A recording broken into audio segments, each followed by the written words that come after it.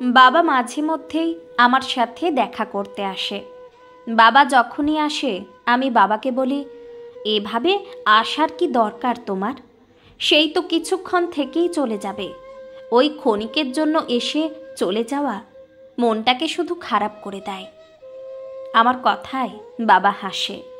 বাবার হাসি মুখটা দেখে আমার সব অভিমান দূরে চলে যায়। বলতে চেয়েও কিছুই যেন বলতে পারি না। বাবার জন্য কদিন ধরে মনটা খারাপ করছিল। শুধু ভাবছিলাম কতদিন বাবাকে দেখিনি। বাবা বোধহয় মনের কথা বুঝতে পারে। গতকাল রাতে বাবা এসেছিল। এসেই বলল, বেশিক্ষণ থাকতে পারবো না, অনেক দিন হয়ে গেল দেখা হয়নি, তাই দেখা করতে এসেছি। বললাম, বেশ করেছ, তোমাকে ধরে রাখার ক্ষমতা তো আমার নেই। তুমি তোমার মতেই চলবে, যতক্ষণ মন চায় ততক্ষণই না হয় থেকো। বাবাকে দেখে আমার একটু রাগই হলো। সেই পুরনো পাঞ্জাবিটা পরেই এসেছে দেখে। পাঞ্জাবির কলারে মরচে পড়া, পিছনের দিকটা কেমন গুটিয়ে গেছে। কতবার বাবাকে বলেছি, উফু, নতুন জিনিসের প্রতি বাবার ততটা আকর্ষণ নেই। পায়ের চটিটাও ক্ষয়ে গেছে। এই হচ্ছে বাবাদের বদ অভ্যাস, কিছুতেই নতুন জিনিস কিনে পরবে না। প্রত্যেক বাবাই বোধহয় নিজের কষ্টটা আত্মগোপন করতেই ভালোবাসে। হাজারো কষ্টের মাঝে তবুও প্রকাশ করে না সত্যটাকে।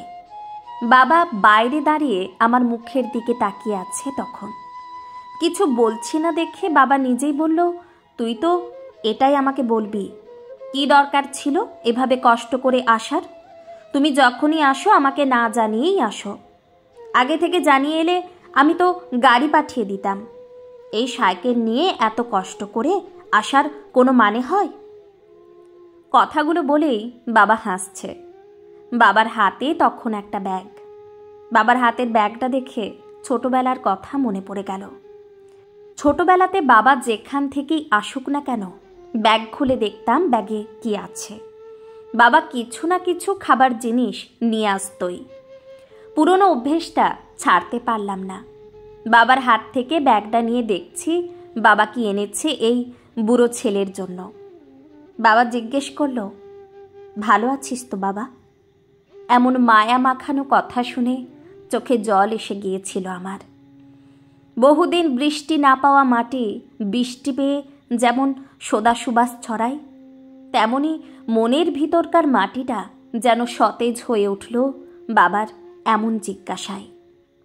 বললাম, তোমাকে ছাড়া কি ভালো থাকতে পারি?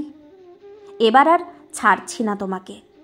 তো বাইরে দাঁড়িয়ে থেকেই কথা বলবে নাকি? ঘরে চলো, বাইরে দাঁড়িয়ে একটু কথা বলি বরং। কত চেষ্টা করেছি, বাবা কোনোদিনও ঘরে আসেনি। অথচ আমার কত বড় বাড়ি, কত সুন্দর করে সাজানো গোছানো। বাড়িতে কোনো কিছুর অভাব নেই, তবুও একরাশ শূন্যতা আমাকে ভারাক্রান্ত করে তোলে। সব থেকেও কি যেন একটা নেই। বাবা আসে ঠিকই, তাও আবার স্বপ্নে। বাস্তবের জগৎ থেকে চুপি চুপি একদিন চলে গেল অনেক দূরে। সেই যে গেল, ঠিকানাটা দিয়ে গেল না। সন্তান ছাড়া যেমন বাবা মা শূন্য, তেমনি বাবা মা ছাড়াও সন্তান শূন্য। এই উপলব্ধিটা তৈরি করে দিয়ে গেল। ভাবছিলাম তাই, আমাদের আগলে রাখার জন্য একটা হাত যদি আমাদের মা হয়, আরেকটা হাত হলো বাবা। কর্তব্যে কর্মে মাথার ওপর একটা বড় ছাদ হয়ে সব সময় যে মানুষটা আমাদের নিরাপদ আশ্রয় হয়ে থাকে, সে মানুষটা আমাদের বাবা।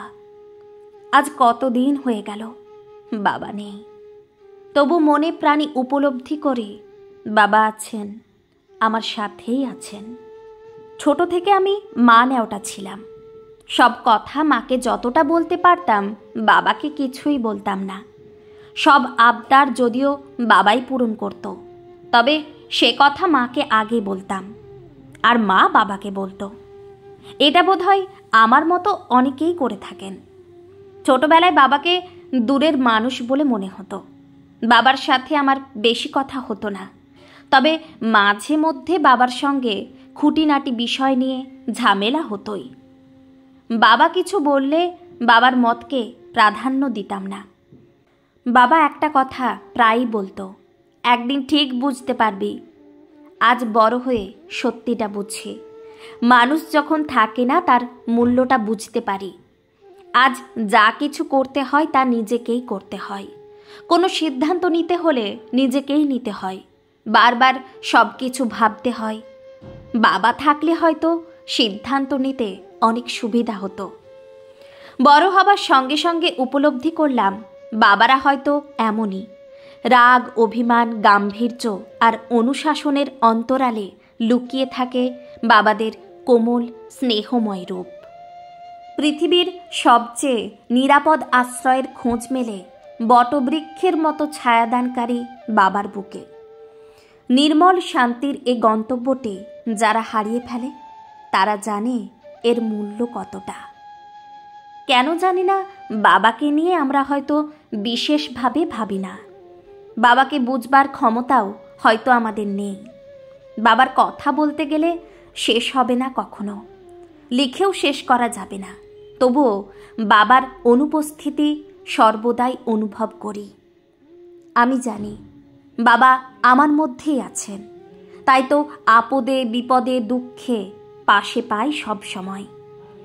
মনে মননে বাবা যে আছেন এই অনুভূতিটাই আমাকে আত্মবিশ্বাস জাগায়, আমাকে সাহস দেয়।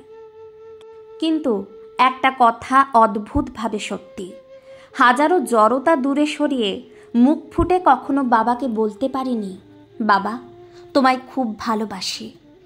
জানি না কেন বলতে পারিনি।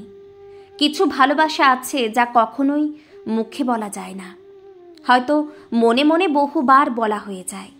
তবে আজ চিৎকার করে বলি, বাবা তোমাকে খুব ভালোবাসি।